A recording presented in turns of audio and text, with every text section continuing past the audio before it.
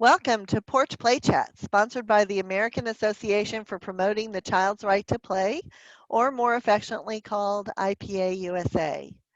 IPA-USA is the USA affiliate of the International Play Association. And so in order to promote play, we've created these Porch Play Chats, which are just brief conversations with well-known experts who are just as passionate about play as we are. And so I'm Deb Lawrence, the president of IPA USA. With me on the porch is Lisa Murphy. Hi, Lisa. Hello, nice to see you. And everyone who knows Lisa knows she's a play advocate and one of the IPA USA board members. And then joining us is Shepard Siegel. Hi, good morning, Shepard, or afternoon, or whatever time it is where you're watching this. Good morning to all, yes. And Shepard is an active writer and has a wide-ranging knowledge of music. And his book, Disruptive Play, The Trickster in Politics and Culture, came out in 2018 to help sort of spread the message about playfulness and progressive change. So I'm really excited about this because I haven't read your book yet, Shepard, but it's on my list. And I'm curious about what do you mean by disruptive play?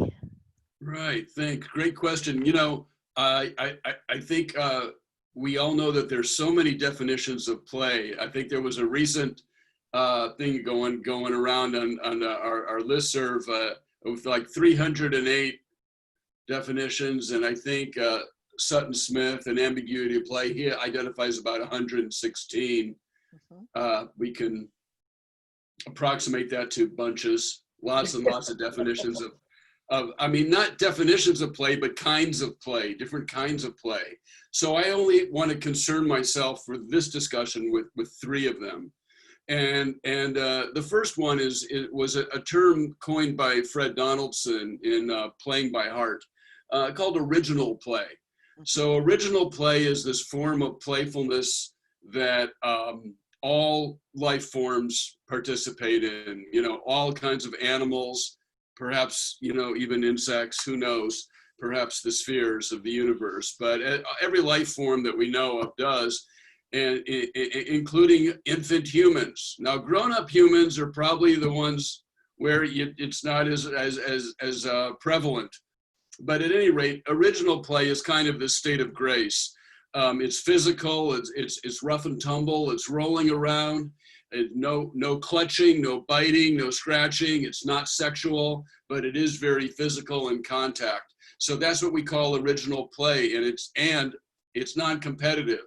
It's abstract. So little games, if you're in that state of original play, little games might emerge, but the games dissolve as quickly as they begin. They never get to the point of keeping score or having winners or losers. But that's the second kind of play. Cultural play, which is the term Huizinga uses, you know, in Homo Ludens, and talks about cultural play. And this is play where where achievement comes in. Well, I'm playing this game even by myself, but I want to get to my personal best, or I'm competing with someone else in a sport or something. And cultural play is really good too, because it's how we get better at things and all that. My only problem with cultural play is when it gets out of hand. And when it gets out of hand, you end up with the most competitive activity, which is war. And, you know, and you've definitely gone too far when you conduct war. But it's the more competitive arena. So to your question, what's disruptive play? Quite simply, if you inject original play into the arena where cultural play is happening, that's disruptive play. Oh. I'm still looking for the perfect example, but I'll give you a couple. I think all three of us are old enough to remember this thing. I don't know if it was the 70s or the 80s, called streaking. Yeah. Right? Yes. So they take their clothes off at an NFL game and they would run onto the field and disrupt the game, which is very serious. Millions and millions of dollars are invested in that game being played a certain way. It's a very advanced form of cultural play. It's actually, some would say, a bit militaristic even. Mhm. And someone runs in there naked, they're kind of making fun of the game and they're disrupting it with playfulness. Now, another example that's more to the kinds of points that I make in my book, Disruptive Play, is during the Vietnam War, Abby Hoffman was this anti-war activist, and there was going to be a march in Washington, D.C., and they wanted to march on the Pentagon, which is really the international home of culture, the ultimate cultural play, right? I mean, it's the Right. Pentagon, and it does that kind of work of conducting war. And so he actually got a meeting with the generals, and he sat down with the generals and he says, look, we're going to have 5, 10, 15, 20,000 people here, and we want a permit. Here in America, it's, the taxpayers own that, so it's legal to demonstrate at the Pentagon, but obviously within limits. So they were going to grant him the permit, and he's explaining, well, what we're going to do is we're going to encircle the Pentagon, and then we're going to levitate it 300 feet off the ground. So, disruptive play, taking the frolic of original play and inserting it into the competitive play arena. Well, the story goes on, and the generals, they're taking notes with their pencils up to this point, and then when he says we're going to levitate, they drop their pencils. They go, wait a second, no, you cannot have a permit to levitate the Pentagon 300 feet off the ground. So Abby says, okay, I'm a reasonable man. 30 feet? Could you see your way to a permit for 30 feet instead of 300? Now, what's interesting, just as a side note, is that the media felt they were being manipulated by this, and so they didn't cover the march. Oh. So you can find, there's people who will tell the story, but if you look at New York Times, LA Times, look at the network archives, you can barely find any coverage of this. So we really don't know. He levitated. How high it went. Yeah, the legend lives on.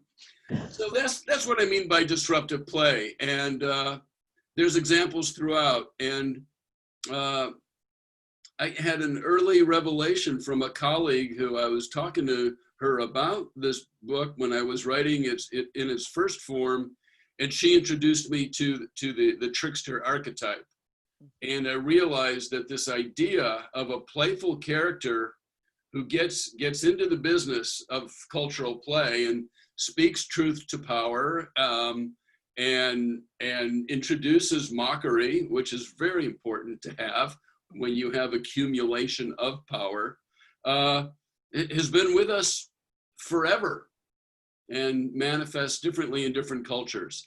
So that's how then these original thing where I just started out looking at play theory eventually met up with the archetype of the trickster, and that's where my research went, and where my research continues.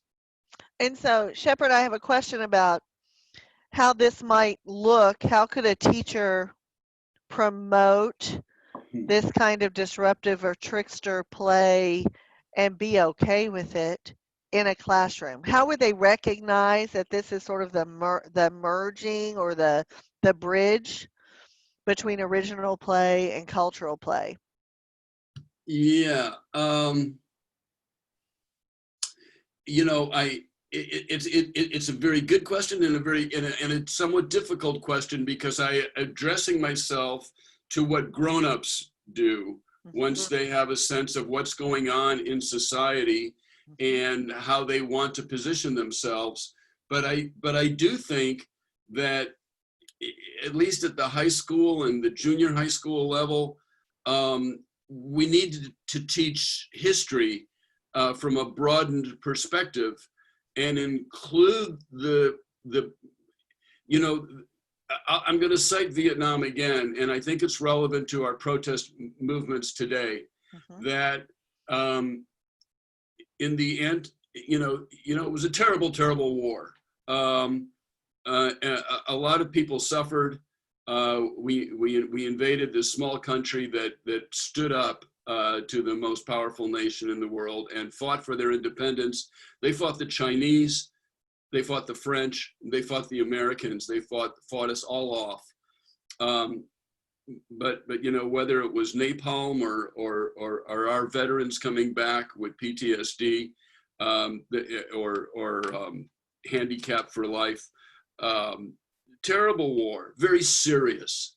But in the anti-war movement, there was a lot of playfulness. There was frolic, there were puppets, there was guerrilla theater, there were pranks like the one I just talked about with Abby Hoffman, but they were all over the place. So somehow there was this coinciding that in the midst of something very serious, people still had a need and a desire to express joyfulness, and that play itself could help bring people back to their senses.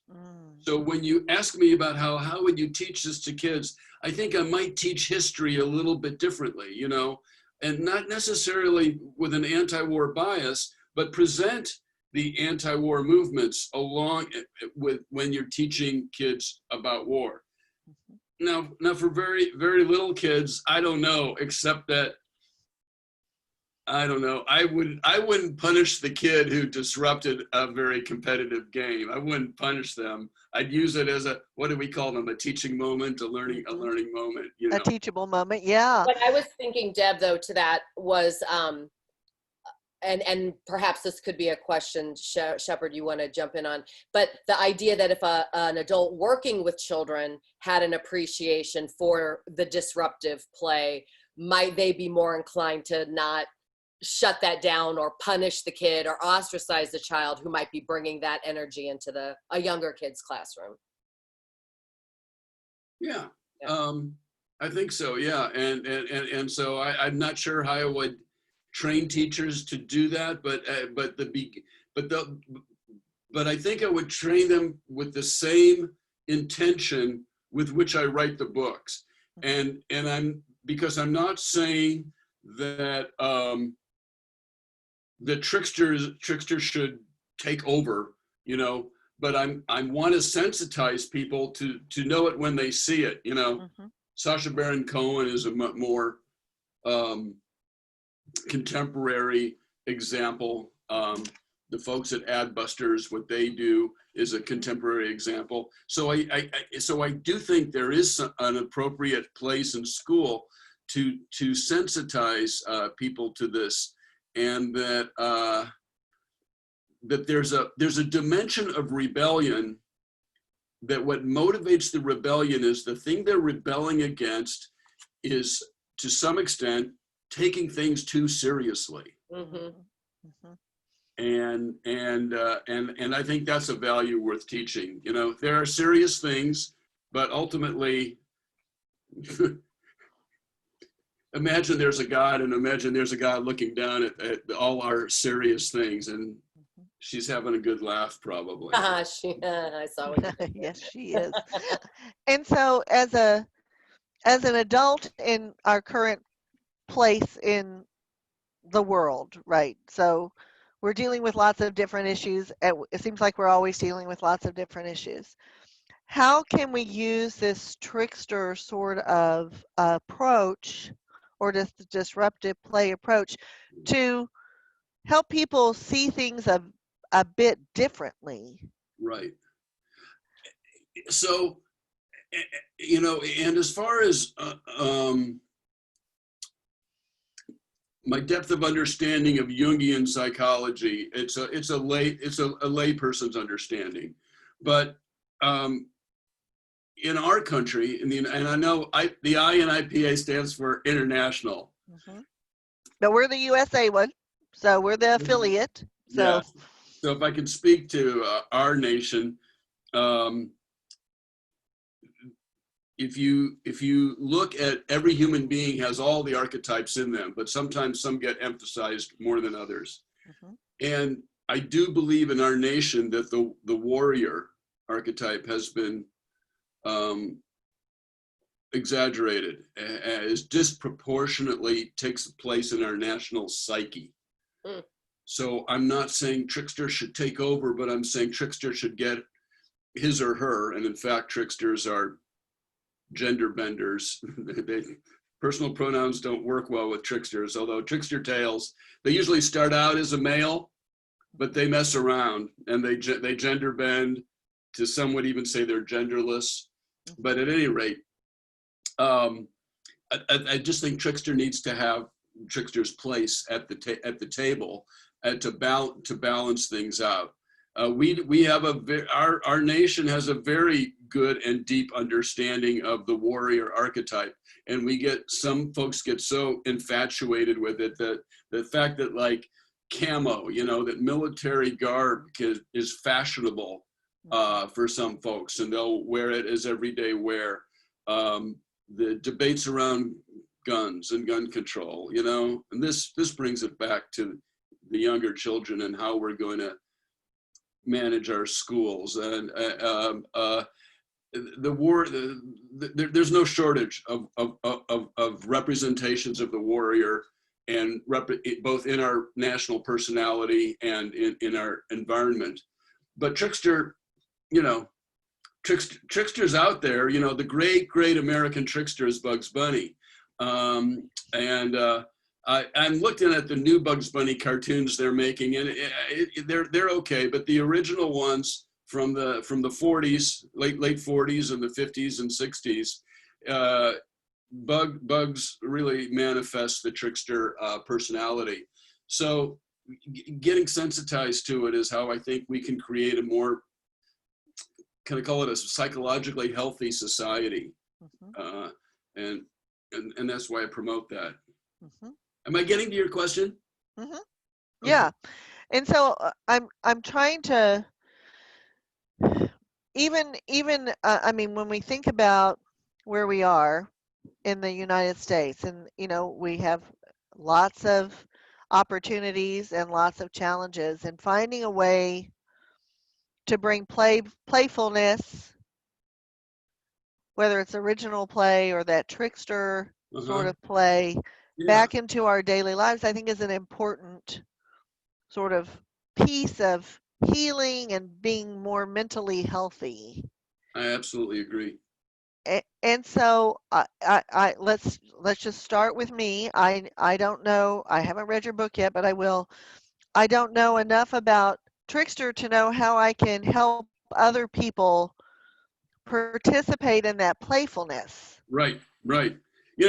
It's like one of the first things I noticed, and once again, in case I didn't connect the dot from the Vietnam War to today's protest movements, Black Lives Matter and others, is I'm not seeing Trickster of that playfulness or pranksterism. And because our society is so heavily armed, I'm not sure if I could promote it the way I might have promoted it during Vietnam, because the first way I noticed it was because I joke around with people all the time when I meet people.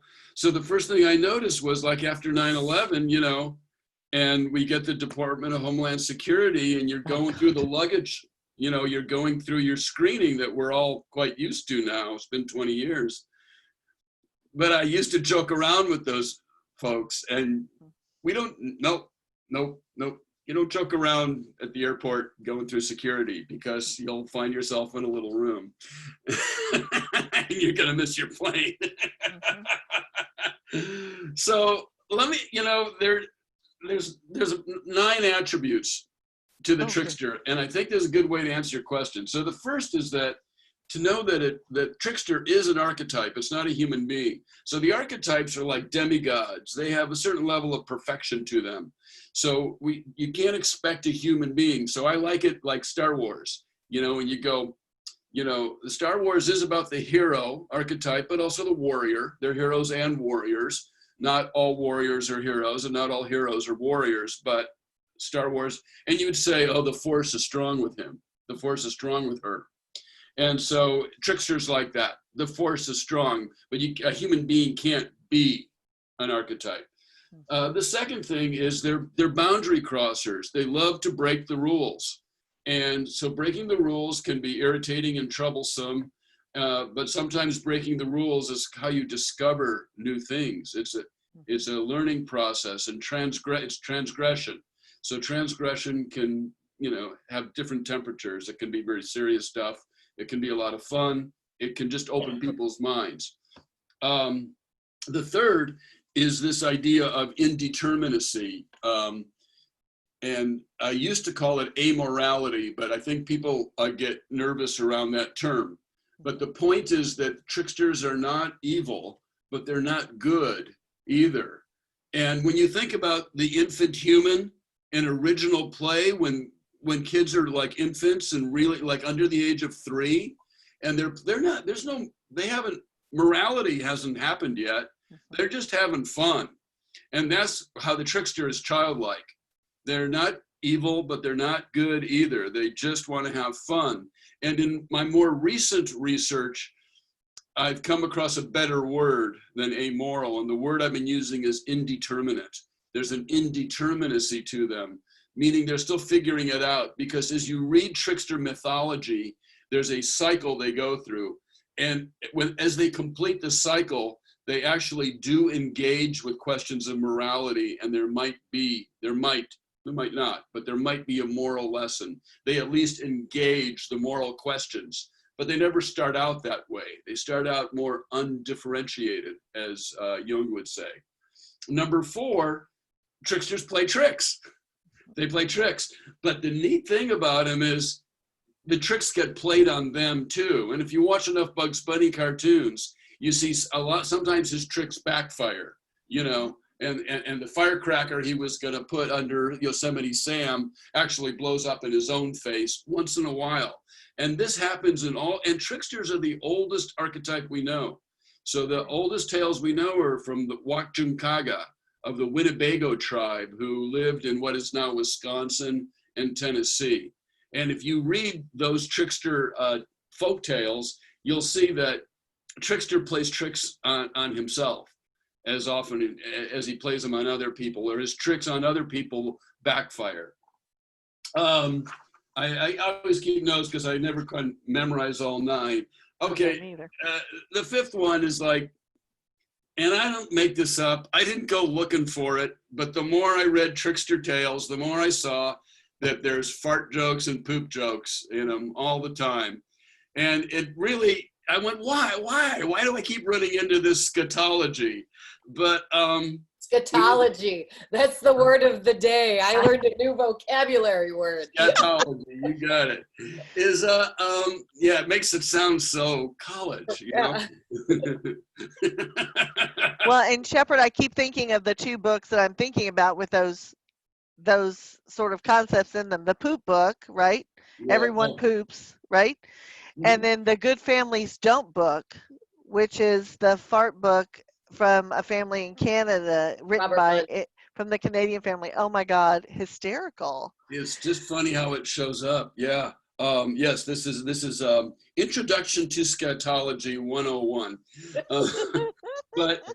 But then, and so it confounded, but then I thought about it and I went, when you're 3 years old, 4 years old, 5, is anything funnier? That's in your daily experience, right? So it's what could be funnier than somebody, farting? Number 6, they're liars, but sometimes they lie in order to expose the truth. 7, tunnels. Tricksters use tunnels all the time. Tunnels keep showing up.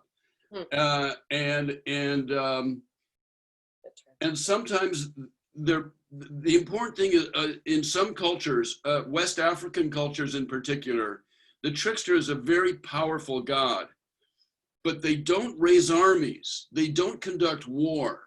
In fact, they are anti-war, because what is less fun? What's the least fun thing on the planet is war, and they're all about fun. And that is, by the way, is where the morality discussion begins. They're not anti-war out of some great moral dictum that came down from heaven or even from being a Quaker or whatever, they're anti-war just because it's no fun.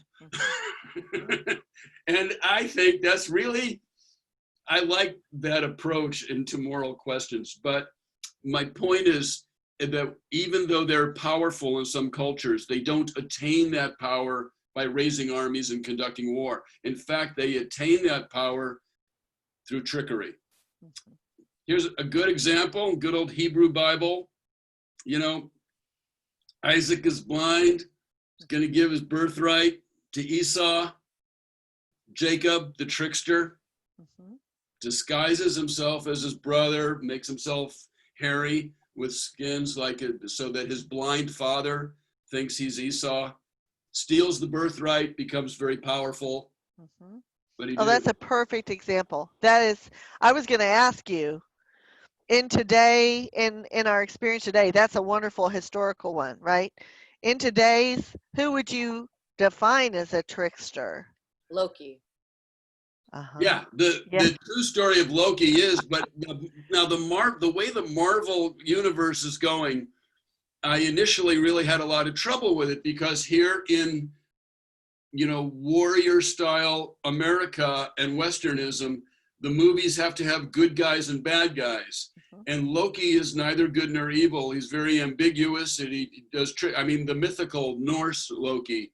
And I think it's seeping in. I think in the more recent Marvel movies with Loki, we're seeing him play both sides. You know, he's on the good guy side and then the bad guy side, and he can't be trusted at all. So they're starting to get a little bit more sophisticated. So he's worth looking into, but I still have my qualms with Marvel.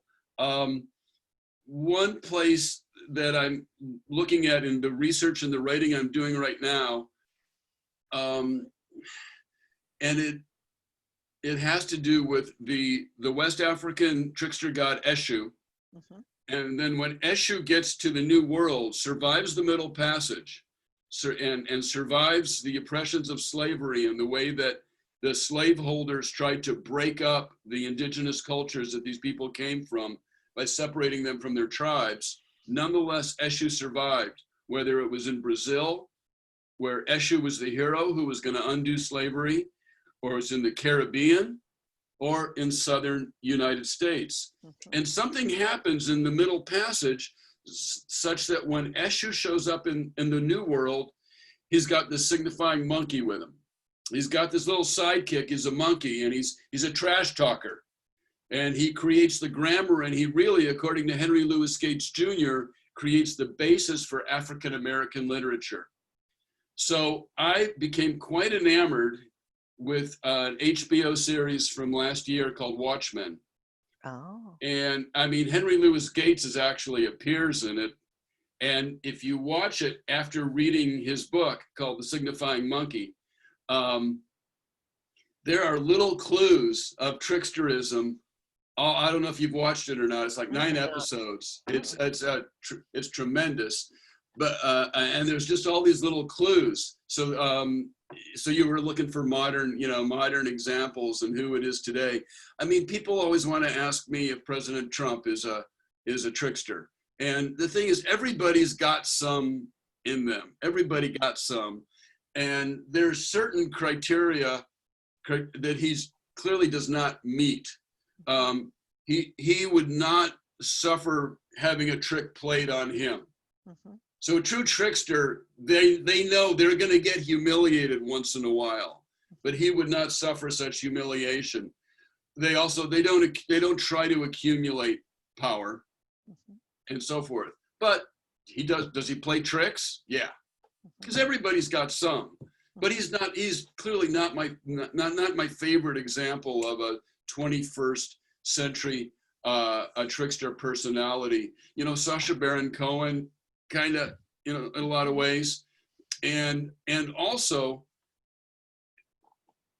and this is a really important point towards the end of the book, we keep looking at disruptive play by definition and trickster as being in opposition. Something's going on that's not fun, and the trickster's going to go in and have some fun with it, and really piss piss some people off, really get some people angry, but other people will go, the emperor, in fact, does have no clothes, right? Mm-hmm. But I asked myself, well, what happens if you pull the conflict part away?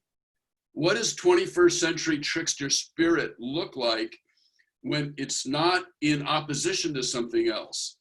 If you undisrupt a disruptive play, whatever. And I came up with Burning Man. Oh, And yeah.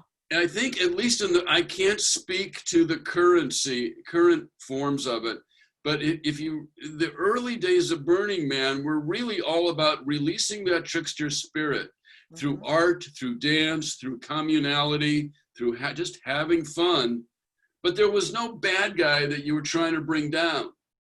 And so whether that spirit has sustained or not, it's a nice historical marker that Burning Man was in so many ways that kind of attempt. And, it started in the Bay Area, which is where I grew up, which is how this all is, that's how all this is happening. So, Shepard, hold on. I'm distracted briefly by, did you go through all 9? no, not yet. Okay. That's why I just left out one. Okay. And that is, they like sex and food, which is really the first one. They just want to have as much of both of those things as they can. And if you read the early Wachankaga tales, it's like, he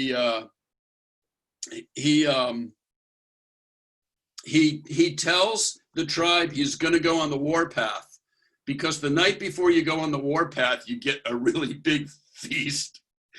And he goes, I was just kidding, after he's had the meal. And he gets away with it 2 or 3 times. And I think on the 3rd time, he just gets chased out of the tribe. And then he finds this other chief who has really the best food. So he disguises himself as a woman. He gender switches. He marries the chief. Oh boy. Bears the chief 3 children. Oh. Good. And eats all this food, and then once again he's eventually found out, and he has to skedaddle all over again. So the 9th one is food and sex.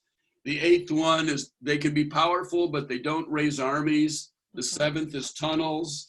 The 6th is they can be liars. The 5th is the fart and poop jokes. They play tricks as number 4. Number 3, indeterminacy. 2nd, boundary crossers. And first of all, don't confuse archetypes with human beings. So you could say the force is strong in her, but don't say that she is a trickster, unless you lowercase it, you get semantic. But early in the book, I introduced it. And in the 2nd book I'm working on now, I'm also going to provide a synopsis of those attributes. Oh, okay. That'll be good. But go ahead. So Shepard, thank you. Thank you. This has been, you have opened my world to a whole new thing to begin to explore more. And I think the examples that you've given can show us how playfulness can help sort of de-escalate, because we all like to laugh, right? And tricksters are looking. Yeah. Yes, right. And so tricksters want to have fun, and it doesn't sound like it's cruel, right? You're not humiliating or degrading. You're just trying to infuse some sort of tension release in does that make sense in sort of a situation? Yeah. But I will say, let me just, if I could just say a couple more things. Tricksters can be saviors. Some people have made the case to me that they think Jesus Christ was a trickster, and I'm very open to that possibility. And here where I live in Seattle, the trickster god of the indigenous people here is the raven. And in the Raven tales, the raven plays tricks, but Raven plays tricks and steals the sun, the moon, and the stars and gives them to the planet. And then when the planet is covered by the flood, the Raven dives down to the bottom of the ocean and pebble by pebble rebuilds the earth. He's a savior. And so that's part of what I'm getting to, is that people be willing to talk about utopia, which is like not often a popular topic, especially these days. How can you even think of that when we've got so many problems? But you have to think of that. You have to have a North Star. So I want to open that. And then my final point is, when I read a lot of the play literature, in the opening paragraphs, a lot of our colleagues, and it's good stuff, I'm not criticizing it, but they justify play. Play will help your children be happier. They'll get along with others better. They'll have higher test scores. They'll, and this and that. And I just think that can be true, but what's also true is that play is intrinsically valuable in and of itself. And even if it didn't provide all these other things that could happen, it would still be valuable. I always have this discussion with my colleagues in education who teach the arts, and they're justifying music education and art education. It'll help the kids with their other subjects. I go, well, what if it didn't? Yeah. It would still be just as valuable as it is. It has to be intrinsically valuable. Well, and I think that's a wonderful way to close, because it doesn't have to, play doesn't have a specific purpose. Right. Children play, older children play, youth play, adults play, and we do it typically to get rid of stress and anxiety, right? Instead of to have a purpose, well, I'm going to learn something from this. It doesn't mean that doesn't happen.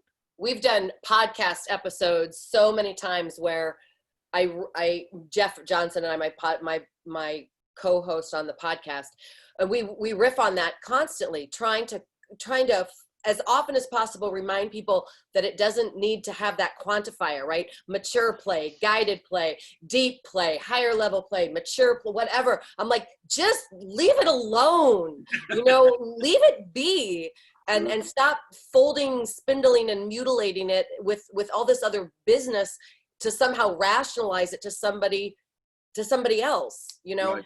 Yeah. Well, and I think I love that, because I think what we need to do is honor it, not criticize it or judge it or think it's or defend it. Yeah. Yeah. So, Shepard, thank you. This was illuminating. Thank you both. I mean, honestly. And so, to learn more about Porch Play Chats and IPA, visit IPA-USA.org. You can go up into that top right corner. Oh, and there's Disruptive Play. Great. Wonderful. I'll put that in the YouTube description too, Shepard, so you know that. And I think it's important that people know to view these Porch Play Chats up in that top right hand corner of our website. You can get to the Facebook page, you can get to the YouTube channel, and you can get to our Instagram. And that's where you'll find these Porch Play Chats. So until next time, keep playing and stay healthy out there. Thank you, Shepard. Thank you. Bye-bye, you guys.